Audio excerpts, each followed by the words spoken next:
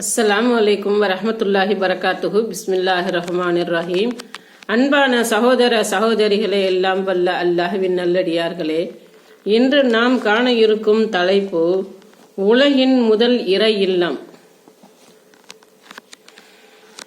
நபி இப்ராஹிம் அலைஹிஸ்ஸலாம் அவர்களின் துஆவின் காரணத்தினால் அல்லாஹ் மக்காவை புனித நகரமாக்கினான். நபி ஸல்லல்லாஹு அலைஹி வஸல்லம் அவர்கள் கூறினார்கள், இப்ராஹிம் மக்காவை புனிதமாக்கினார், அதற்காக பிரார்த்தனை செய்தார். இப்ராஹிம் மக்காவை புனிதமாக்கியது போல் நான் மதீனாவை புனிதமாக்கியுள்ளேன்.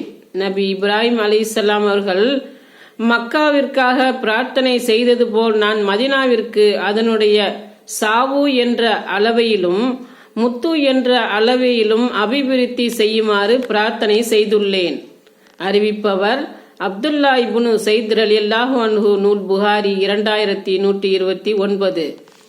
இப்ராஹிம் நபி செய்த பிரார்த்தனையை அல்லாஹ் திருக்குர்ஆனில் சொல்லி காட்டுகிறான்.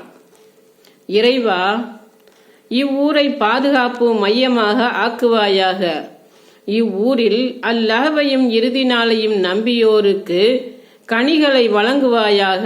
அல் குர்ஆன் அத்தியாயம் 2 வசனம் 126. அல்லாஹ்வுடைய பாதுகாப்பு.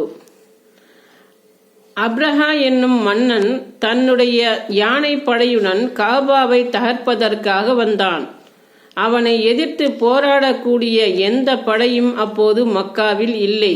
என்றாலும் அல்லாஹ் ஒரு வகையான பறவைகளை அனுப்பி அந்த யானை படையை அழித்து தன்னுடைய ஆலயத்தை பாதுகாத்தான்.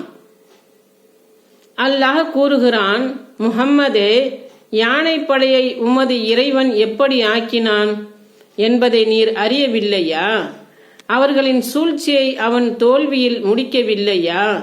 அவர்களிடம் பறவைகளை கூட்டம் கூட்டமாக அனுப்பினான். சூடேற்றப்பட்ட கற்களை அவர்கள் மீது அவை வீசின. உடனே அவர்களை மெல்லப்பட்ட வைக்கோல் போல ஆக்கினான். அல் குர்ஆன் அத்தியாயம் 105 வசனம் 1.